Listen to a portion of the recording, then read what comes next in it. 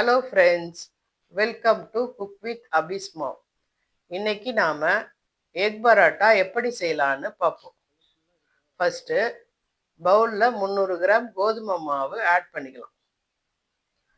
மைதா 2 table spoon, தேவையான அளவு உப்பு, சில்லி ஃப்ளேக்ஸ் 1 ஸ்பூன் ஆட் பண்ணிக்கலாம். கூடவே ஓமம் 1/4 ஸ்பூன் ஆட் பண்ணிக்கலாம். நல்லா மிக்ஸ் பண்ணிக்கலாம்.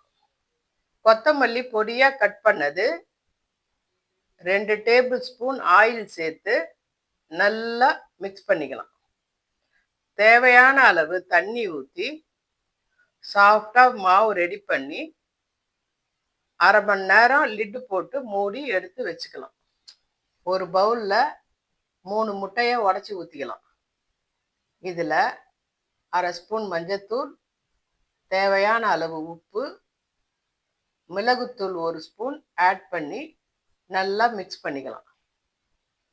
பொடியாக கட் பண்ண பச்சை மிளகாய் 3, விதை எடுத்த பொடியாக கட் பண்ண அரை தக்காளி, பொடியாக கட் பண்ண ஒரு வெங்காயம், பொடியாக கட் பண்ண கொத்தமல்லி ஆட் பண்ணி நல்லா மிக்ஸ் பண்ணிக்கலாம்.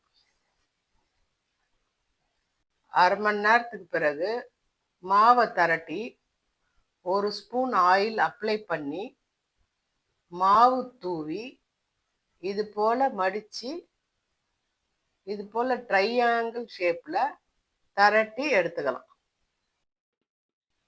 தவா ஹீட் ஆனதும் திரட்டி வச்ச சப்பாத்தியை 2 சைடு திருப்பி போட்ட பிறகு கலந்து வச்ச முட்டை கலவையை இது போல தேவையான அளவு ஊற்றிக்கலாம்.